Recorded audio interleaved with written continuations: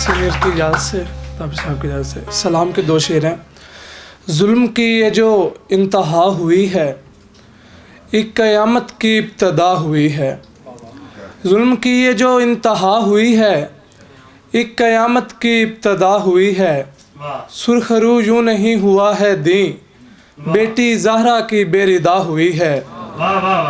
उसने बाजू कटा दिए हंसकर, उसकी कुदरत में यूँ वफा हुई है।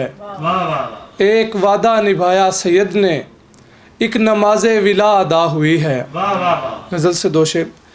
अपनी ऊंची उड़ान से निकले हम मगर आसमान से निकले, सामने मेरे वो खड़ा है बता, तीर कैसे कमान से निकले। चाहता हूँ कि यार मेरा नाम सिर्फ उसकी ज़ुबान से निकले। चाहता हूँ कि यार मेरा नाम सिर्फ उसकी ज़ुबान से निकले। ऐसे मैं ख्वाब से निकलता हूँ, मकीन जैसे मकान से निकले।